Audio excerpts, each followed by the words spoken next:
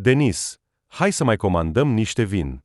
O blondă puțin beată s-a agățat de brațul unui tânăr cu părul închis. Și tu cine ești, de fapt? A întrebat băiatul, uitându-se la fată cu ochii neclar.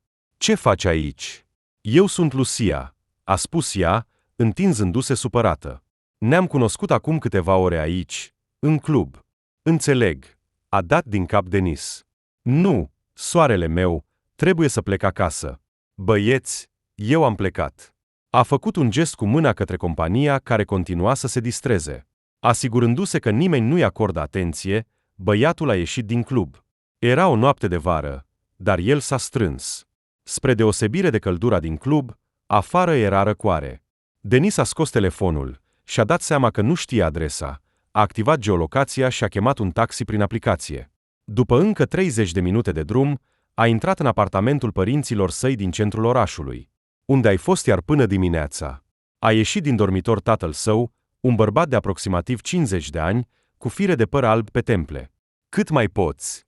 Tati, am sărbătorit cu prietenii, nu mă amintesc ce. Dar voi nu mai aveți nevoie de un motiv ca să vă adunați și să beți, a ridicat vocea bărbatul. Leonia, de ce faci atâta zgomot? Din dormitor a apărut mama, o brunetă scundă și plinuță. Era 4 dimineața. Exact, Tatiana, continua să se enerveze tatăl. Fiul nostru, în loc să învețe și să muncească, umblă noaptea prin cluburi. De ce te-ai năpustit asupra lui? A încercat să-și apere fiul femeia. Să se distreze, cât e tânăr. Dar are deja 20 de ani. S-a revoltat Leonid. E timpul să se apuce de treabă. L-am răsfățat prea mult. Hai să vorbim dimineață, l-a îmbrățișat soția pe soț. De ce să ne stresăm noaptea? Să mergem cu toții la culcare. Denis, ascultând în tăcere aceste reproșuri, a dat doar din cap și a scos adidașii, a mers în camera lui și, fără să se dezbrace, a căzut în somn. Doamne, ce-mi mai țiuie capul? Aceasta a fost prima lui gând când s-a trezit la prânz. Și tatăl acum va începe să se plângă, să-mi spele creierul. Denis s-a ridicat cu reluctanță și s-a dus să se spele. Gândindu-se, a decis să facă un duș, sperând că apa rece îi va alina durerea de cap. Totuși, nu a adus ușurare. Băiatul a ieșit din baie și a mers în bucătărie, de unde venea un miros plăcut de scorțișoară. Am făcut Charlotte, i-a spus mama când s-a așezat la masă. Bună dimineața! Mai bine zis, bună ziua! Of, mamă, nu începe, a suspinat Denis. Înțeleg totul. Te asigur că voi merge la muncă. Vreau doar să găsesc ceva care să-mi placă. Atunci alege, în sfârșit. Intră la universitate. Noi cu tata vom plăti tot. Știi asta. Încă nu sunt sigur. Poți să-mi faci un omlet? Da, băiatule, acum. Mama s-a dus la frigider, a scos ingredientele și a început să gătească. Ești fără o mână, sau ce? A intrat în bucătărie Leonid. Dacă ai vrut omletă, fă-o singur. De ce să o stresezi pe mamă? Nu-i greu pentru mine, a spus femeia. La mama e mai bună, a spus fiul. Femeia a zâmbit, dar bărbatul s-a încruntat. Bine, Denis, hai să vorbim serios. Mâine încet să lucrezi în restaurantul meu. Dacă vrei să conduci afacerea mea în viitor, trebuie să înceți să înveți. Dar ce voi face? A murmurat Denis.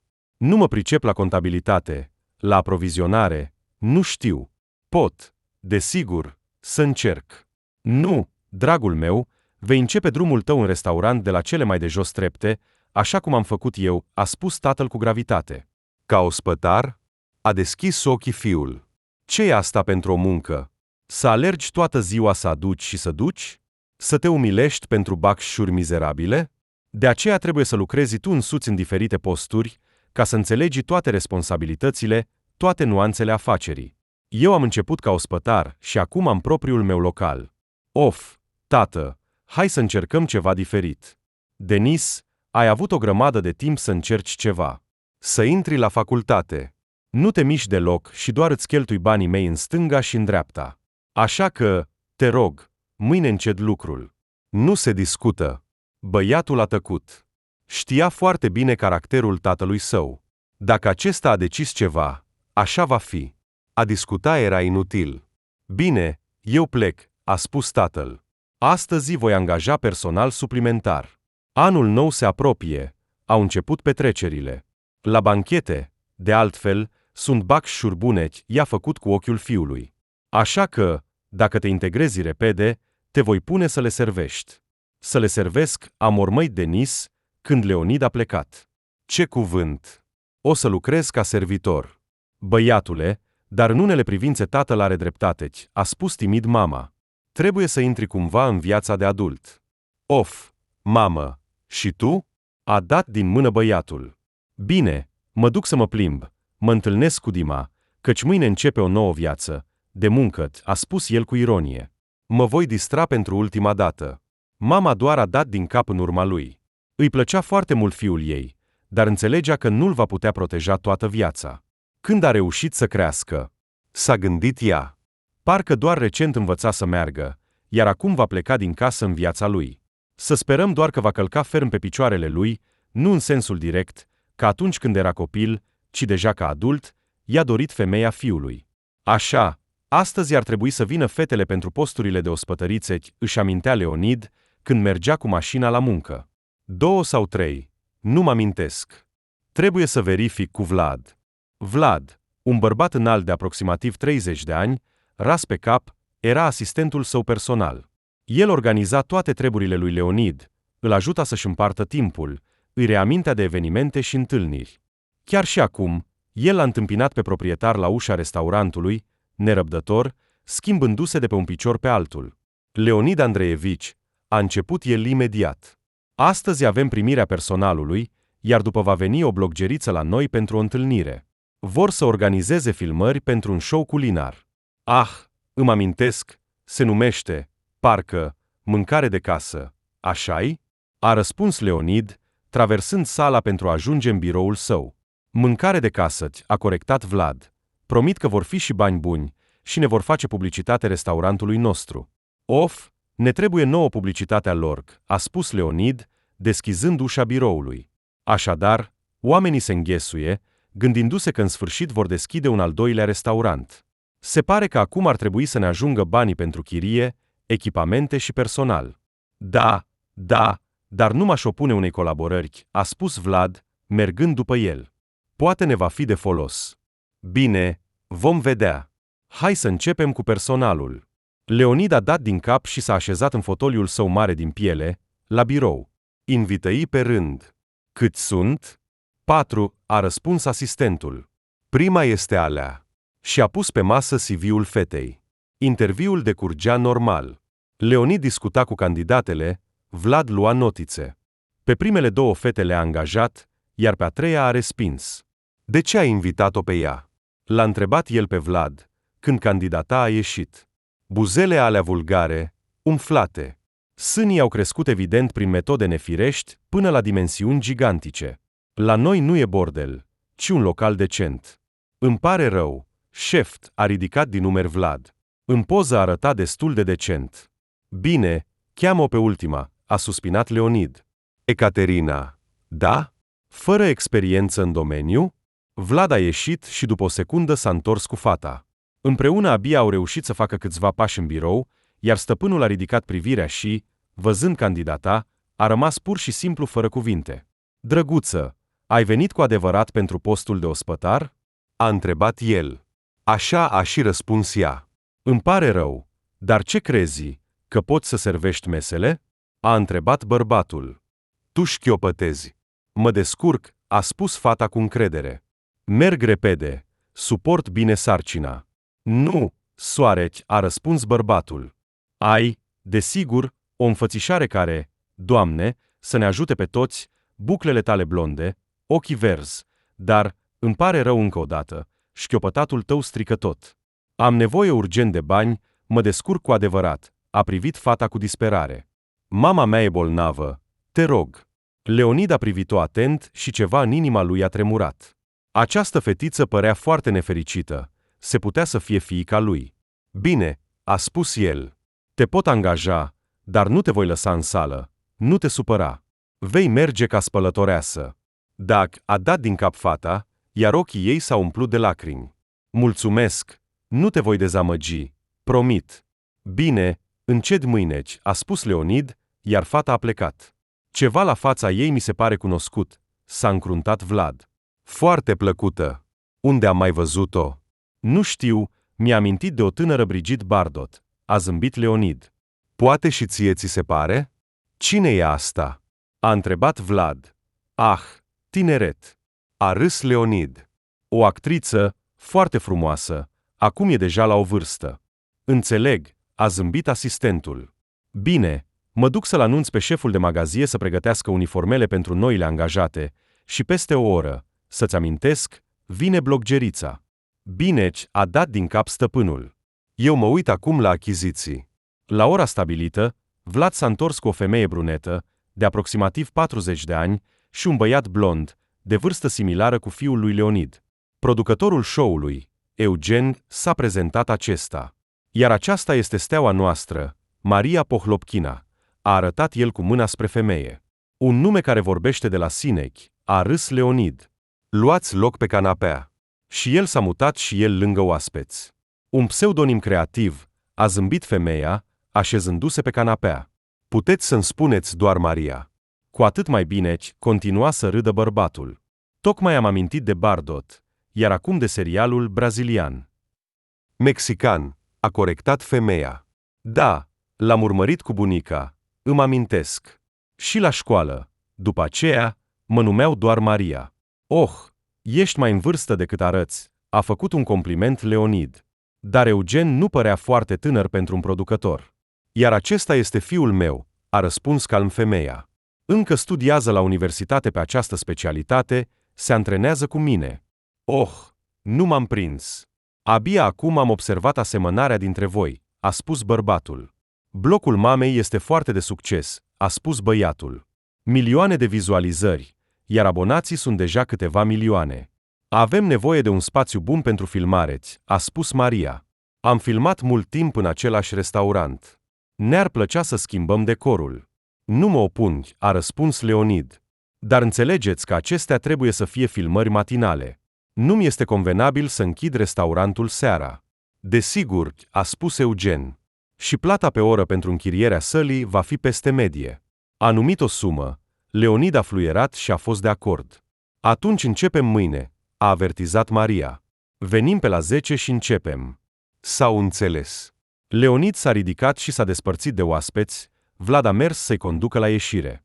În dimineața următoare, Leonid a venit devreme. Era interesat să vadă cum vor decurge filmările. Chiriașii promiteau să termine până la începutul prânzului. Bărbatul a observat cum se pregăteau repede, cum aranjau camerele, lumina, cum filmau câteva dubluri la rând, ajustând unghiul.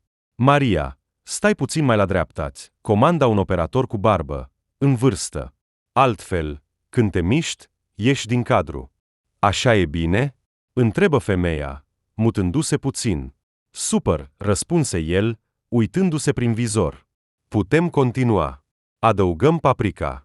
Bucătăria televizată este la fel ca cea din restaurant, s-a apropiat Leonid în pauză de bloggeriță. Totul este la fel de clar și coordonat.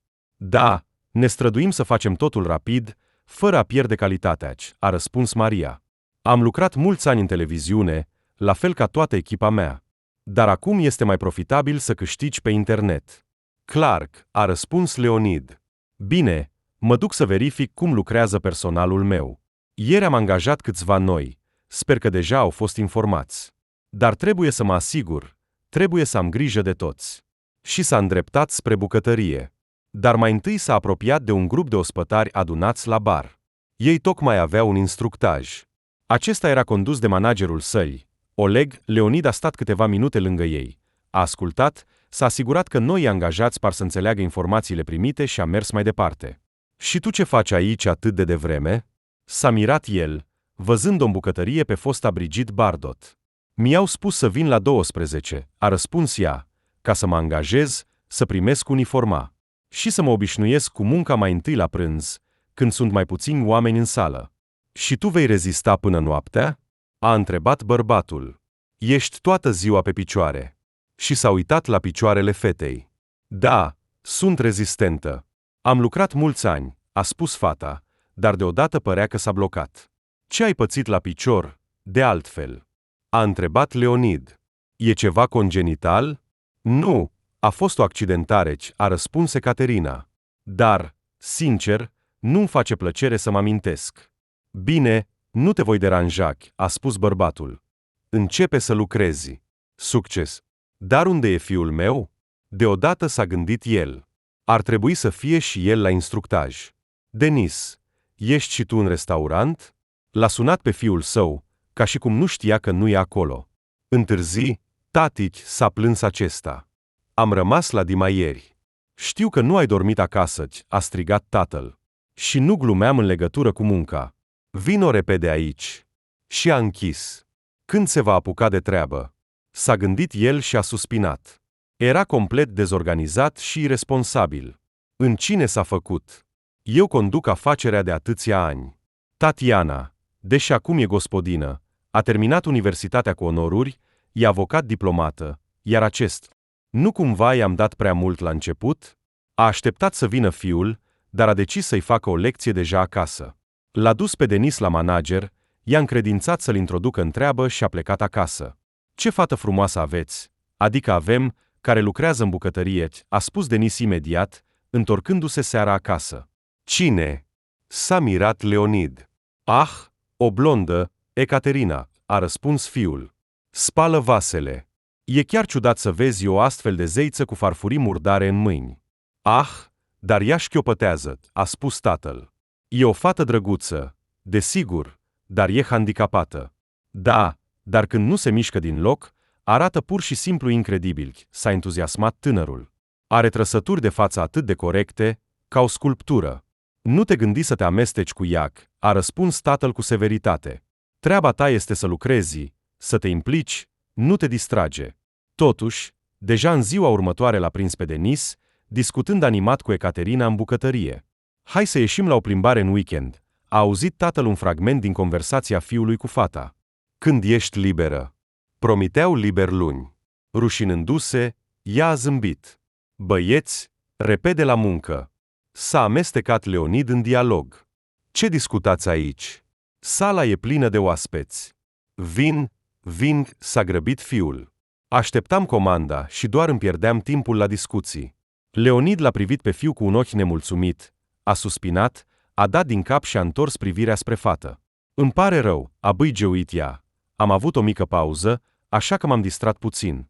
Lucrează, a murmurat bărbatul și a plecat. Oh, nu trebuia să vorbesc cu fiul stăpânului, s-a gândit Ecaterina, să nu iasă ceva. A trecut o săptămână. Odată, Maria și Eugen au rămas după filmările blogului, hotărând să ia prânzul în restaurant. Mamă, să nu schimbăm decorurile și mai mult? A întrebat fiul. Am putea filma o parte din episod în bucătăria adevărată, nu în sală. Nu cred că ne vor lăsa acolo, a răspuns Maria. Există norme sanitare. Unde să ne ducem cu echipamentele? Dar se poate întreba, a insistat băiatul. Mă duc să văd cum arată bucătăria lor. S-a dus la managerul sălii, iar acesta, ezitând, i-a dat voie pentru o mică excursie prin bucătărie. Băiețe, a strigat bărbatul în bucătărie, deschizând ușa, însoțiți-le pe tânăr și arătați cum e totul aici. Hai să merg eu, a spus Ecaterina, apropiindu-se de ușă. Sunt liberă. Wow, s-a entuziasmat Eugen, văzând fata. Și ce face o astfel de frumusețe aici? Spală vasele. Am ormăit-o leg. Tânărule, mai repede. Pot să am probleme pentru că te las să intri fără aprobat de la conducere. Mă duc în întâmpinare doar pentru că soția mea urmărește show-ul vostru. Hai să mergem. A zâmbit fata. Mă numesc Ecaterina. Ecaterina. Un nume minunat. S-a zâmbit băiatul. Pentru tine, chiar și la capătul lumii. Până acum doar în abisul bucătăriei, a glumit ea. I-a arătat tânărului încăperea, i-a explicat cum lucrează bucătarii, unde sunt păstrate produsele. Și acesta este locul meu de muncă, a arătat ea spre chiuvetele mari. Spăloale și alte vase. Nu cred că e interesant. Dar eu sunt încântat, a spus băiatul sincer. Aceleași lucruri le-a repetat mamei câteva minute mai târziu, descriind incredibila frumusețe pe care a întâlnit-o întâmplător. O spălătoare de vase a strâmbat din nas Maria. Sunt, desigur, pentru ca tu să ai în sfârșit o viață personală, dar hai să găsim pe cineva cu o profesie mai decentă. Of, mamă, ce contează unde lucrează cineva, a răspuns fiul. Poate că are și educație. Nu am vorbit mult cu ea, nu știu de ce a ajuns acolo. Motivele pot fi diferite. Bine, mă vei prezenta cândva cu zâna ta, dar acum hai să vorbim cu Leonid despre filmările din bucătărie. Dar proprietarul restaurantului a răspuns cu un refuz categoric. Ce? Sunteți nebuni? Mă amendează pentru așa ceva. S-a revoltat el. Nu, hai să lucrăm așa cum am convenit, doar în sală. Maria și Eugen au fost nevoiți să accepte și au plecat, fără să mănânce. În ziua următoare, în timpul filmărilor, băiatului i-a venit o idee nouă, foarte neașteptată. Hai să introducem o asistentă în cadru. Ce asistentă și de ce s-a uitat la el cu nedumerire mama? O vei învăța să facă trucuri culinare. Să animăm puțin programul. Să-l postăm. Să vedem cum reacționează spectatorii la noul format. Dacă le place, vom filma și în acest stil. Și pe cine vrei să-mi dai ca asistentă? A zâmbit mama, deja bănuită că știe răspunsul. Pe Ecaterina aceasta s-a rușinat fiul. Veți completa bine una pe cealaltă. Ea e blondă, tu ești brunetă. Ea e tânără, eu sunt bătrână, a spus Maria. Bine, cheamă-ți frumoasa. Dar Ecaterina a început să refuze neașteptat. Nu e deloc pentru mine, a declarat ea. Ce fel de prezentatoare sunt eu? Te vor recunoaște pe stradă. Promit, continua să o atragă băiatul, fără să observe cum ea a tresărit la aceste cuvinte. Nu, nu vreau, îmi pare rău, a răspuns ea. Hai să încercăm măcar, a insistat Eugen. Se pare că va trebui să accept, a realizat fata. Voi face pe prostul, că nu știu să lucrez în fața camerei. Voi sta ca un trunchi. Poate că el va renunța. Nu pot să mă expun în fața camerelor. Bine, a spus ea cu voce tare, dar hai să ne înțelegem. Încercăm odată, și dacă nu va ieși, mă întorc la munca mea. Mamă, uite-o pe Ecaterina, a spus solemn băiatul, aducând fata din bucătărie. Ea șchiopătează, dar la filmare nu trebuie să se miște mult, doar să stea lângă tine, să te asculte. A continuat el cu un discurs entuziast, fără să observe nimic în jur. Iar Maria, între timp, s-a întors și a rămas fără cuvinte, văzând pe cine a adus fiul pe platoul de filmare. Dar aceasta este. Cum a ajuns aici? S-a gândit ea. Îmi amintesc de ea. Așa, trebuie să mă adun. Salut, frumoasă, a spus Maria cu veselie. Ești chiar mai frumoasă decât mă așteptam. S-a apropiat de fată și a îmbrățișat-o. Și știu cine ești de fapt, i-a șoptit ea Ecaterinei la ureche. Aceasta a tresărit și s-a retras, în ochii ei citindu-se o rugăminte. Ce zici? Încercăm să filmăm. A zâmbit cu bucurie Eugen. Stați aproape. Ecaterina, tu doar pune întrebări, cere explicații despre ce face mama. Încearcă să te comporți natural. Fata a ascultat, dar în timpul filmării a stricat tot ce a putut. A stat ca un stâlp, a vorbit nesigur, a făcut grimase. Nu, așa nu se poate, a concluzionat cu tristețe băiatul. Păcat. Poate că ești doar obosită astăzi. Repetăm mâine? Ne-am înțeles că încercăm odată, i-a amintit fata. Totul, trebuie să lucrez. Și a plecat repede în bucătărie. Hai să terminăm, a spus Maria fiului. Am pierdut doar vremea cu ideea ta. Au terminat schimbul de filmare și s-au dus acasă. Dar seara, femeia s-a întors la restaurant cu mașina ei. O voi urmări pe ea, pentru orice eventualitate. S-a gândit ea, căci, fiind jurnalist, a primit un material atât de interesant, trebuie să aflu tot despre Ecaterina, cum trăiește acum, cu cine se întâlnește. Și femeia s-a așezat confortabil, lăsându-se pe spate. După o oră, a văzut cum Ecaterina a ieșit din restaurant și s-a urcat într-un taxi. Maria a mers după mașină. Aproximativ după 20 de minute, taxiul s-a oprit în fața unei clădiri de 5 etaje dintr-un cartier de dormit. Pe o bancă de lângă intrare stătea o femeie în vârstă. Maria a văzut cum fata, ieșind din mașină, a sărit imediat la ea. Mamă! O zguduia ea. Ce faci? Dormi? Totul e bine, a răspuns aceasta neclar. Hai acasă. Fata a ajutat-o cu greu să se ridice și a dus-o înăuntru. Se pare că femeia e beată, s-a gândit Maria. Ce subiect? Păcat că nu am cameră. S-a gândit că poate face câteva fotografii cu telefonul, a scos repede telefonul și a reușit să facă câteva instantane. În întuneric, nu au ieșit foarte clare, dar într-una Ecaterina stătea în profil, iar fața ei era destul de recognoscibilă. Ce să fac cu aceste fotografii? Femeia nu știa încă, dar a decis să le păstreze pentru orice eventualitate. Se pare că mama Ecaterinei e bolnavă, i-a spus fiul ei după câteva zile. Am vorbit din nou recent cu ea. Are nevoie de bani, de aceea a venit să lucreze în restaurant. Am văzut-o pe această bolnavă ieri, s-a gândit Maria, dar a spus cu voce tare. Și cine e Ecaterina ca educație? Nu știu, a răspuns Eugen. Am întrebat, dar ea evită răspunsul.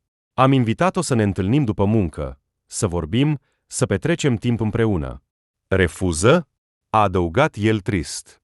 Ei, înseamnă că nu e destin, a zâmbit femeia. De fapt, Ecaterina nu voia să accepte oferta lui Eugen, pentru că începuse să se întâlnească cu Denis. Nu imediat, în ciuda faptului că acesta i-a propus să se plimbe la prima întâlnire, dar tinerii nu reușeau să-și sincronizeze programele. Fie că el lucra, fie că ea. În cele din urmă, după ce au reușit să-și facă timp câteva ore, au rămas complet încântați de întâlnire. Mamă, el e atât de vesel și generos, îi povestea fata mamei sale, Angela. E foarte interesant cu el. Și mi-a dăruit cercei de aur. I-a arătat mamei cutia cu bijuterii. Și el cheltuiește din banii lui? Sau îi ia de la tată? A observat femeia. El a câștigat bani în restaurant, a spus Ecaterina. Mă îndoiesc, a răspuns mama, că chelnerii câștigă atât de mult încât să-și permită să trăiască pe picior mare și să dăruiască aur unor fete pe care abia le cunosc. Dar Ecaterina nu a auzit nimic. Era orbită și foarte îndrăgostită de Denis. Totuși, tinerii au convenit să-și păstreze întâlnirile secrete pentru o vreme. Tatăl meu mi-a mâncat toată mintea cu munca și studiile, a spus băiatul. Mă tem să nu se supere dacă află că am o fată. Dar eu sunt fata ta? A zâmbit fericit Ecaterina. Dar cine altcineva? A răspuns Denis. Numai că nu am ajuns încă la cea mai mare apropiere între doi oameni maturi. Și a făcut cu ochiul în glumă. Îmi este rușine de piciorul meu, a mărturisit fata. Acolo sunt cicatrici. O să-mi povestești ce s-a întâmplat? A întrebat băiatul. Cândva. Ecaterina a suspinat, înțelegând că, dacă ar afla despre trecutul ei, cu greu ar mai vrea să vorbească cu ea. Așa că tinerii au continuat să se întâlnească în secret. Și, desigur, în cele din urmă, fata nu a rezistat farmecului băiatului. El a închiriat o cameră la un hotel, unde s-a întâmplat cel mai important lucru, fără de care relația a doi îndrăgostiți nu este posibilă. Între timp, Eugen era literalmente obsedat de Ecaterina. Nu pot să înțeleg de ce ea refuză să se întâlnească cu mine, se plângea el mamei.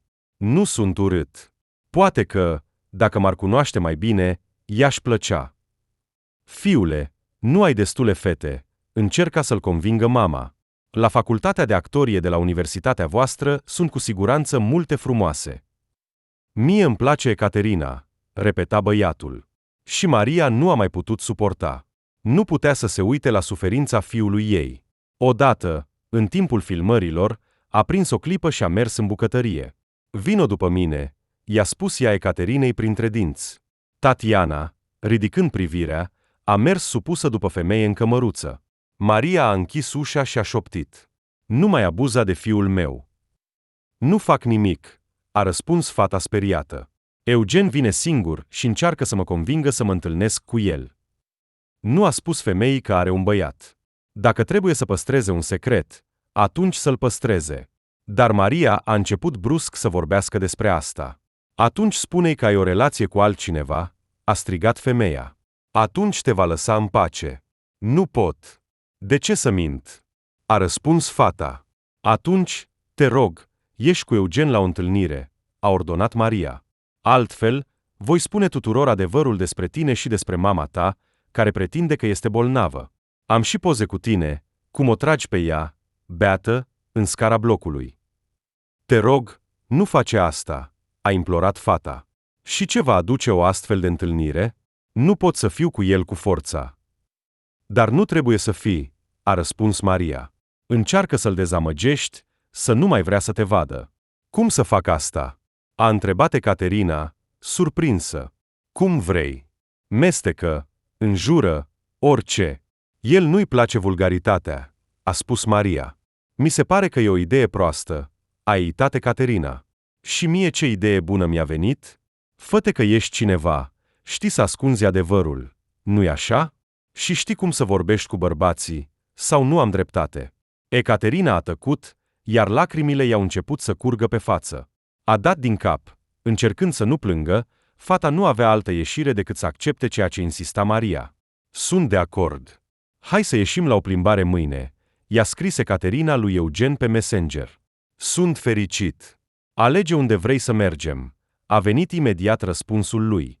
A doua zi, Ecaterina avea liber, dar s-a trezit devreme, la ora 8 dimineața, nu s-a odihnit deloc, s-a întors toată noaptea.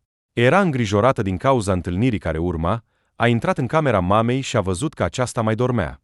După vizita de ieri la bețivii ei, acum nu o poți scoate din pat, a suspinat fata.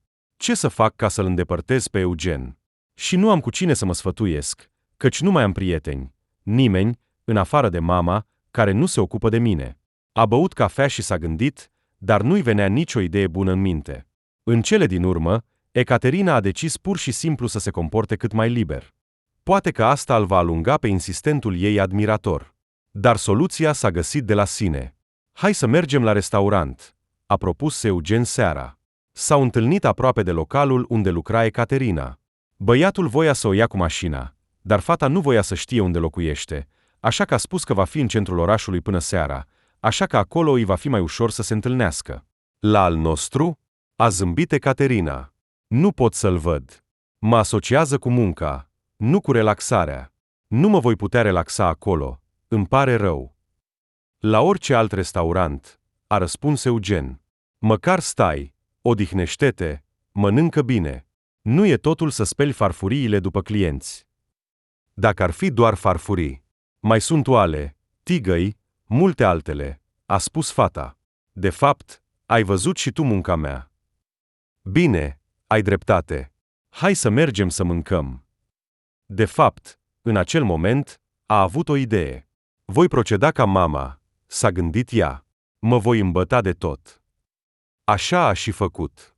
A cerut lui Eugen să comande o sticlă de vin și toată seara s-a îmbătat, deși de obicei bea foarte rar alcool. Tânărul o privea cu uimire, dar părea că situația nu-l speria. Dimpotrivă, îl amuza. Ești atât de amuzantă când bei, se pare. O privea cu afecțiune. Da, încerca să zâmbească Ecaterina. Sunt amuzantă. Da, o ciungă din bucătăria restaurantului. De ce te subestimezi? A spus băiatul. Văd că nu ești atât de simplă cum vrei să pari.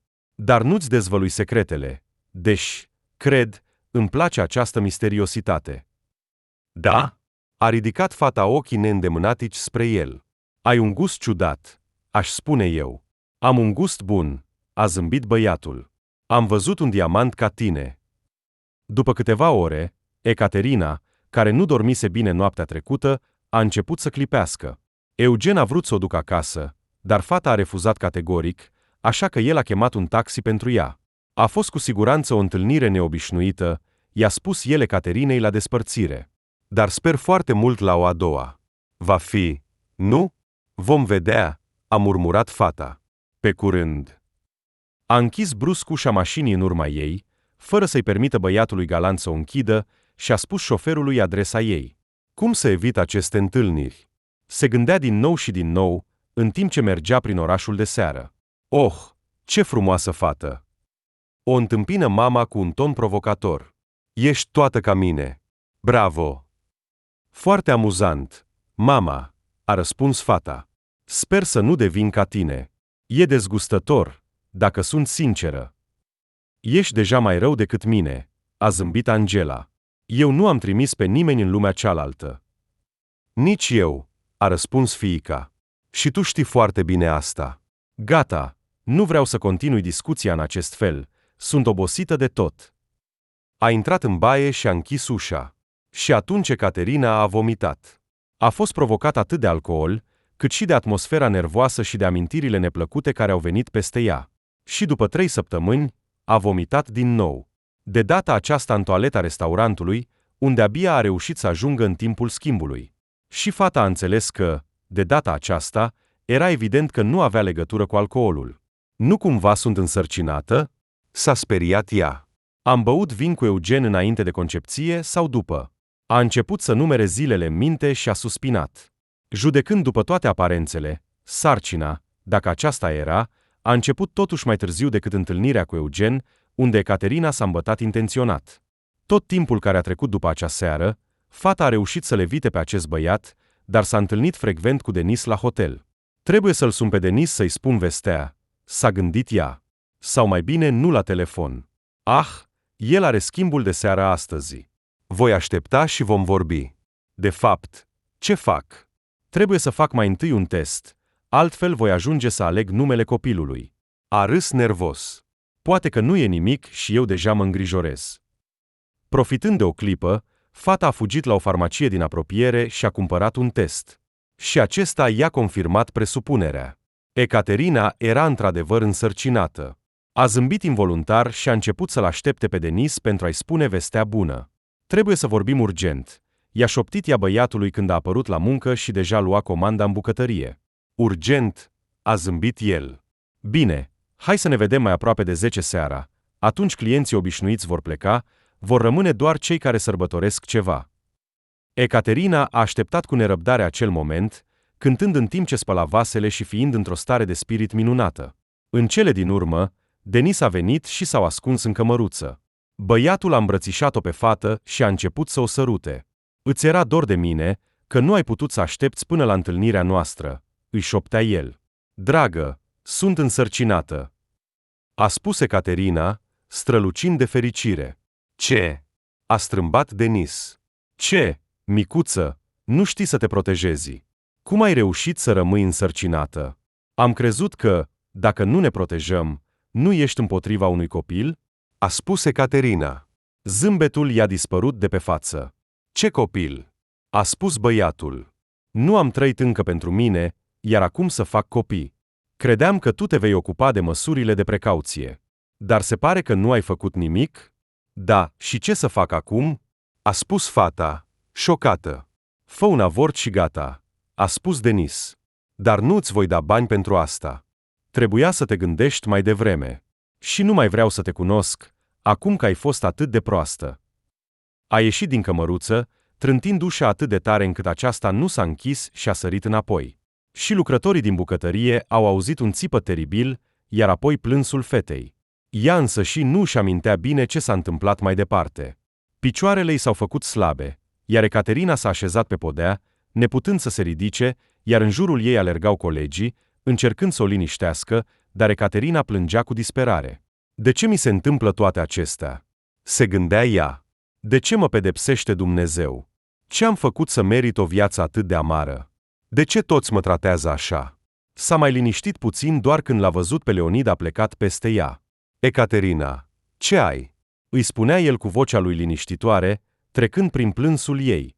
Oamenii m-au chemat, spun că ai avut o criză. Spune-mi ce s-a întâmplat. Bărbatul o privea cu o privire atentă și plină de compasiune. Sunt însărcinată de Denis, a spus fata și l-a privit pe Leonid în ochi. Ce surpriză! S-a mirat el sincer. Bine, nu mă așteptam la asta, dar nu trebuie să te distrugi așa. Dar, dacă ați ajuns împreună, ce să faci? Trăiți. De ce să plângi? Denis nu vrea copilul, a spus Ecaterina, liniștindu-se puțin datorită vocii calme a lui Leonid. Și m-a părăsit, a spus că trebuie să mă descurc singură și să nu-l mai deranjez. Ce? S-a revoltat bărbatul. Mă voi ocupa eu de acest puști. Și tu ridică-te de pe podea, nu trebuie să îngheți nepoțelul. A zâmbit, întinzându-i mâna să o ajute să se ridice. Îți mulțumesc, a spus fata, șoptind, și s-a așezat pe un scaun. Stai aici, odihnește-te puțin. Deci poți lua liber pentru restul serii. Iar Denis se va ocupa de tine în curând, a spus Leonid cu încredere și a plecat. După 10 minute, el striga în birou la fiul său, pe care l-a chemat urgent de la schimb. Ce ai de gând să faci?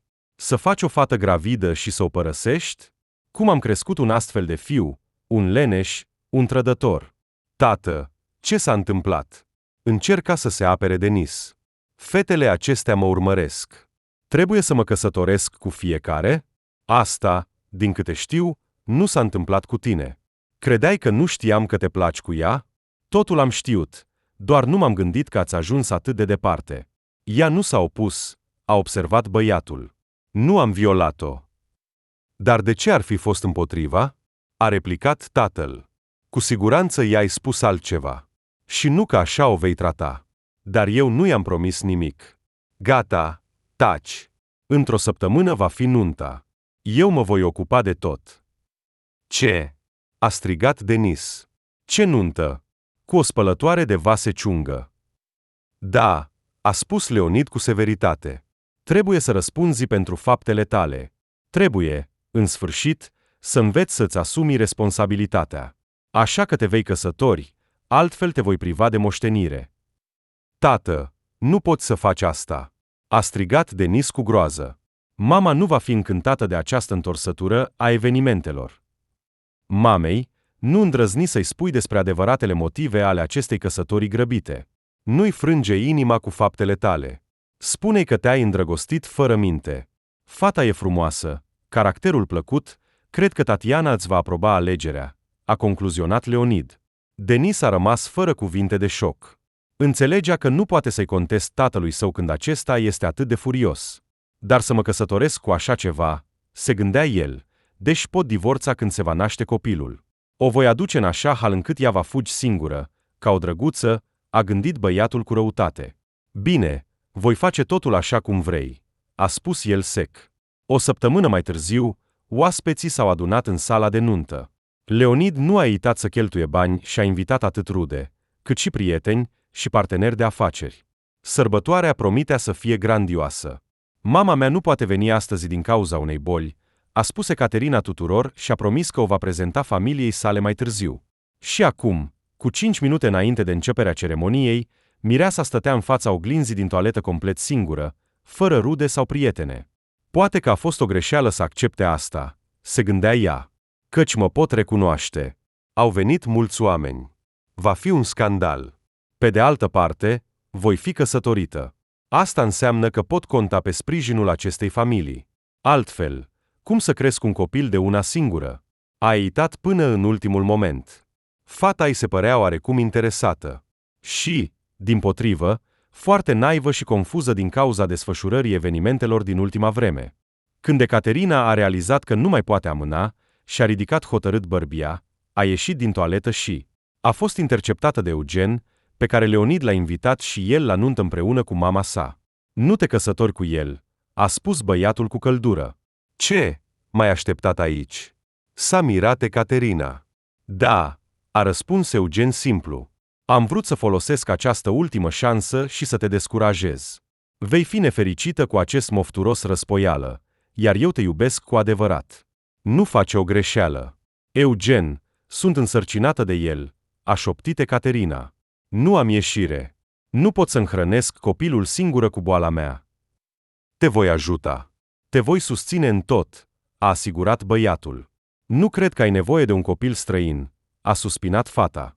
Vezi, tatăl biologic voia să scape de el și de mine de asemenea. Eu nu sunt așa, a insistat Eugen. Dar nu am timp să verific asta, îmi pare rău pentru sinceritate, a răspuns fata. Pentru a atenua efectul cuvintelor ei dure, l-a îmbrățișat pe băiat, apoi a suspinat și, adunându-și curajul, a intrat în sala de nuntă. Și toți cei din jur au rămas șocați, căci ea le-a amintit de o persoană legată de un scandal zgomotos. Este ea? S-au auzit șoapte. Ucigașa de gheață? Ce caută aici? Este ea, mireasa? Ecaterina a auzit toate aceste cuvinte, dar a continuat să meargă spre femeia care înregistra căsătoria, cu capul sus. Ei bine, și ce? Toți au șoptit și acum tac? A răsunat brusc dintr-o parte o voce feminină. Ecaterina a privit în acea direcție și a văzut că aceasta a fost spusă de Maria, care stătea cu un aer provocator și un zâmbet sarcastic. Familia nobilă, se pare, nu știe cu cine s-a asociat, continua bloggerița. Poate că există vânători care să-i lumineze? Maria, despre ce vorbești? A spus Leonid. Vorbiți deja, dacă ați început. Vorbesc despre faptul că încercați să vă căsătoriți cu o criminală care a știut întotdeauna să se facă nevăzută. Falsitatea este tot ce știe ea. Ce? S-a mirat bărbatul. Probabil că o confundați cu altcineva. Ce criminală poate fi această fată fragilă? Ucigașă, a spus Maria. Se pare că nu te interesează sportul. Eu am lucrat la televiziune în direcția sportivă recent, înainte de a pleca, și am făcut reportaje despre ea, o tânără patinatoare promițătoare, care și-a ucis partenerul. Totul nu a fost așa, a strigat Ecaterina. Ajunge cu calomniile. Voi, jurnaliști, ați făcut din mine un monstru. Mie ați dat acest nume idiot, ucigașa de gheață. Mie ați distrus viața. Ecaterina, a spus Leonid cu voce joasă, timpul și locul nu sunt cele mai bune, dar hai să ne spui acum totul. Numai calm, nu te stresa, ești însărcinată. Bine, a spus fata, deja mult mai liniștită, cred că societatea ar trebui să audă de mult versiunea mea a evenimentelor. Cu 2 ani în urmă, Ecaterina a alergat la antrenamentul de dimineață cu partenerul ei, Timur. Tinerii participau la campionatul național pentru juniori și mai târziu în acea zi ar fi trebuit să-și prezinte programul în patinaj artistic. Aveți șanse să urcați pe podium, le-a spus antrenoarea lor, Elena. Aveți șanse bune. Ne-am pregătit foarte bine. Principalul lucru, tinerilor, este să vă concentrați. Ne vom strădui, a răspuns Ecaterina. Sunt hotărâtă să obțin cel puțin argintul. Eu doar aurul, a râs Timur.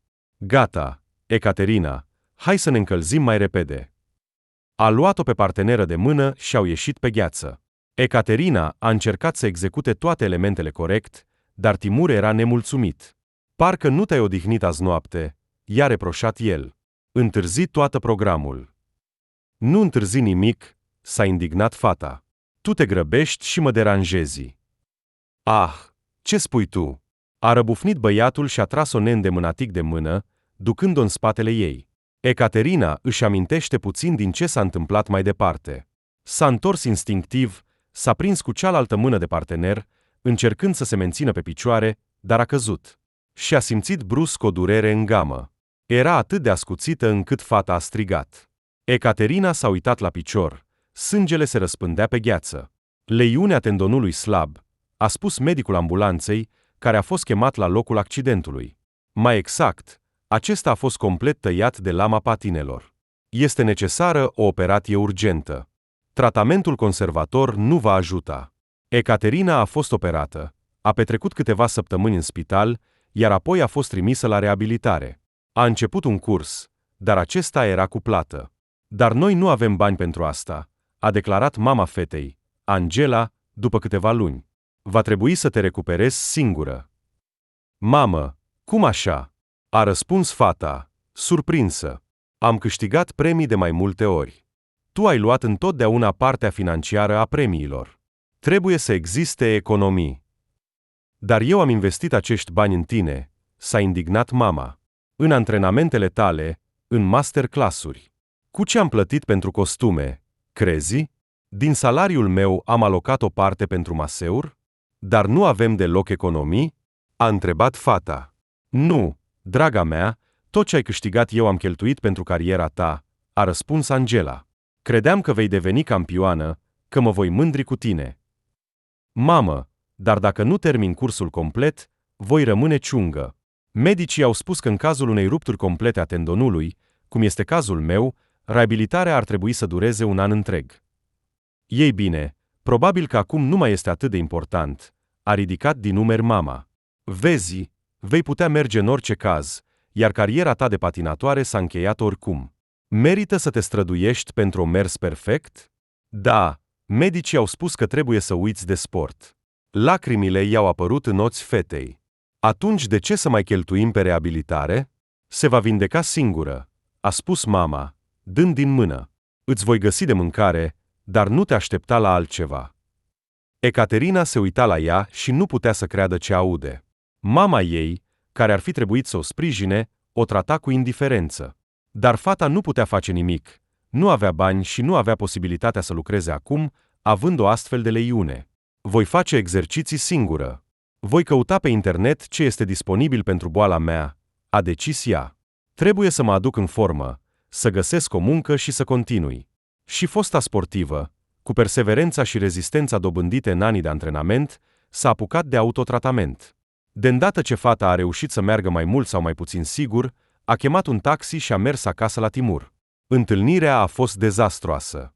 El a deschis ușa, iar Ecaterina a văzut că el era foarte beat.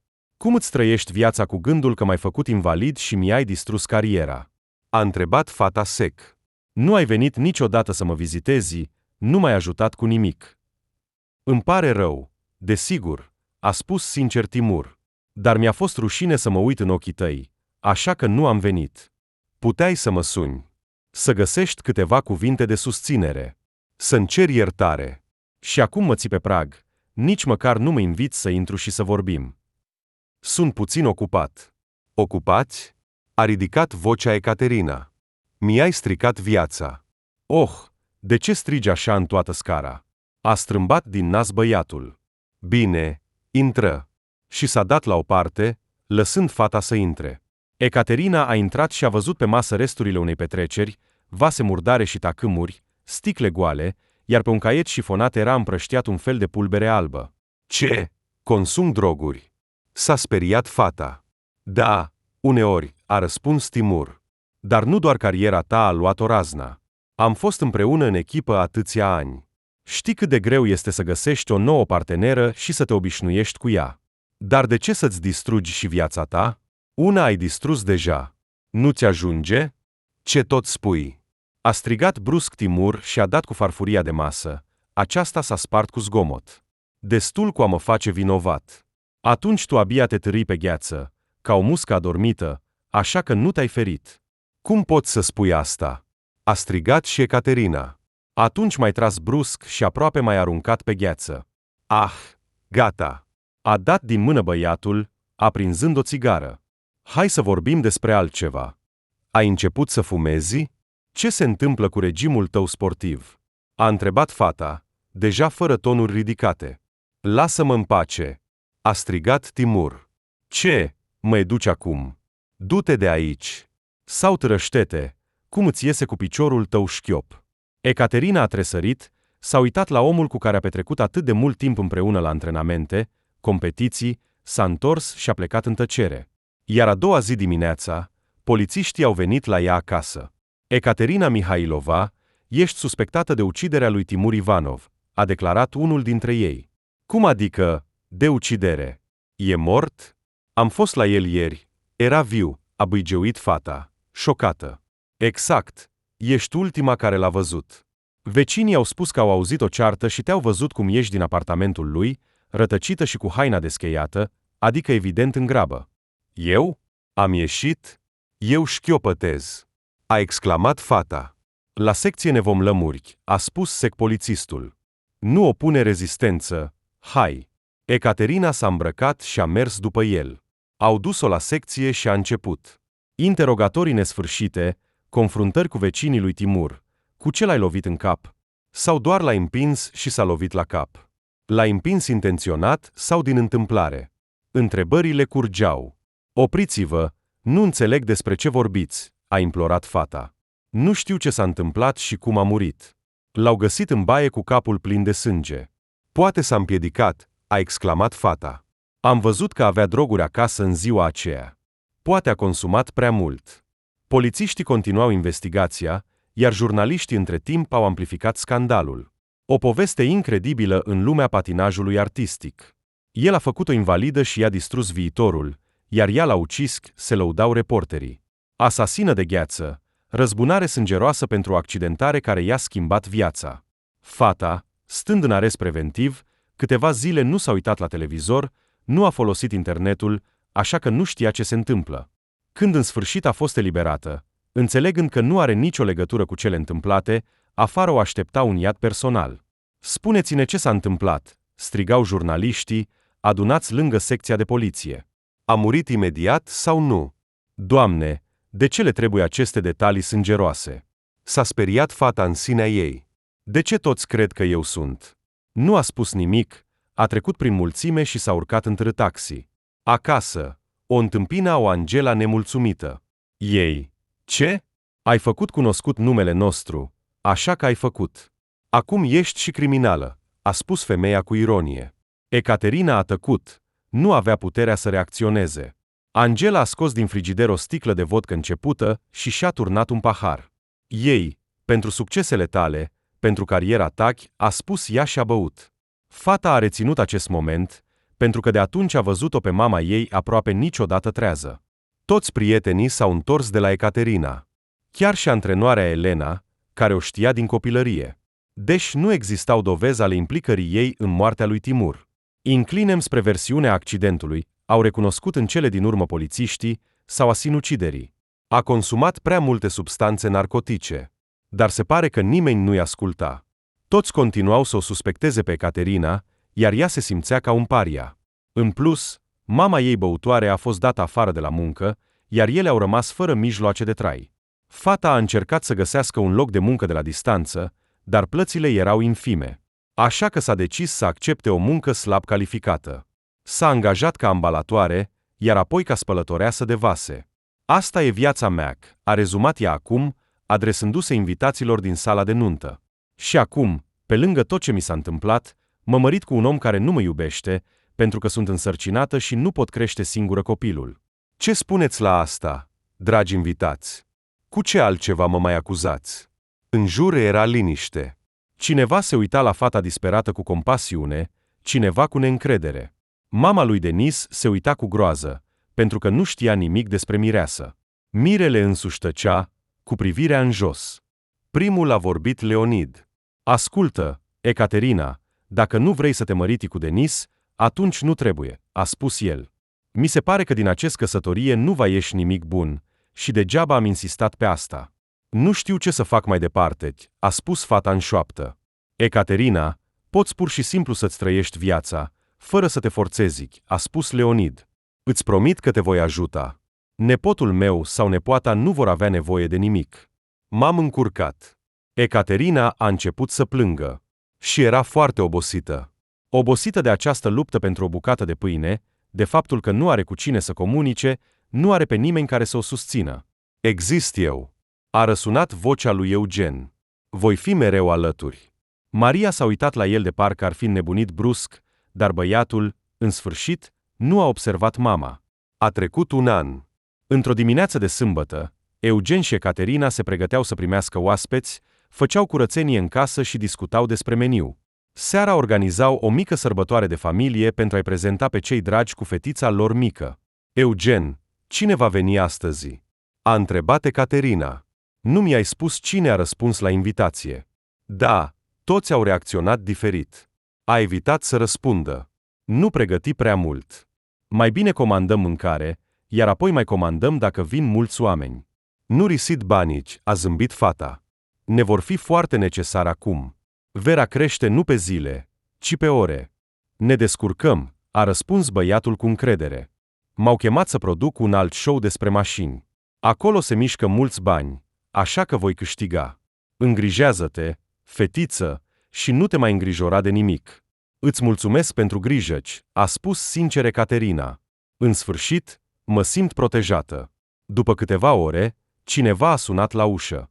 A venit Maria cu un pachet de haine pentru bebeluș. A cumpărat puțin pentru a crește, a spus ea. Cum e fetița? Doarme, a răspuns Ecaterina. Își adună forțele pentru întâlnirea cu oaspeții. Înțeleg. Dacă te încurci cu ea complet, nu inta să mă suni, voi sta cu ea, a zâmbit stângaci femeia. Eu l-am crescut pe Eugen singură. Știu ce înseamnă să ai un copil mic în brațe și să nu ai posibilitatea să te odihnești. Îți mulțumesc, a zâmbit fata. Da, încă nu mă pot obișnui cu noul program. A venit apoi mama ei. Angela era surprinzător de trează și prietenoasă. Oh, ești fetița mea, a început să vorbească cu nepoata care s-a trezit. Nu o deranjați pe fetiță, a spus Maria cu un șoaptă tare. Lăsați-o să se odihnească. Acum va avea multe emoții din cauza numărului mare de oameni străini din jur. Eu sunt cunoscută-ți, a replicat Angela tot cu un șoaptă. Și am crescut singură o fiică. Știu cum să mă comport cu un copil. Acolo bunicile deja își împărțeau nepoata. Ecaterina i-a făcut cu ochiul lui Eugen, intrând în bucătărie. A lăsat fetița cu femeile și s-a ocupat de treburile casnice și de gătit. Eugen a ajutat. E bine că mama a renunțat la băuturăți, a observat Ecaterina. Nu întâmplător am numit-o pe fetiță Vera, cred în viitorul nostru mai bun și că nimeni dintre noi nu se va întoarce la viața anterioară. Nu se va întoarce, a susținut Eugen. Totul s-a așezat în sfârșit. Așteptau și părinții lui Denis, Leonid și Tatiana. După o jumătate de oră au venit și ei. Asta e pentru tine, i-a înmânat Leonid Caterinei un plic gros. Și nu refuza, pentru că acum se vor cheltui mulți bani pentru nepoată. Și trebuie să aveți cu ce trăi. Mulțumesc, a zâmbit fata. Suntem foarte recunoscători pentru ajutorul constant, pentru că ne-ați închiriat acest apartament. Iată că a venit și bunica, a proclamat Tatiana, intrând în cameră, și a tăcut, văzând că deasupra pătuțului se aplecaseră încă 2 pretendente pentru acest rol. Hai să facem un nou show, a râs Eugen. Să-l numim Bătălia bunicilor. Asta e o idee, a susținut Maria. Așa ceva nu a mai fost filmat. Cine va câștiga, bunicile biologice sau cele adoptive? Sau cum ar trebui să mă numesc corect? A întrebat ea, râzând. Hai să ne așezăm la masă și să discutăm acolo, a invitat Caterina. Toți s-au așezat, au umplut paharele și au băut pentru sănătatea fetiței și bunăstarea părinților. Și atunci a sunat din nou la ușă. Dar oare nu s-au adunat toți? S-a mirat Caterina. Se pare că nu. Eugen a zâmbit misterios și a mers să deschidă. După câteva minute, în cameră a intrat Denis. Oh, tatăl rătăcitor a venit, a glumit Leonid. Bine, intră.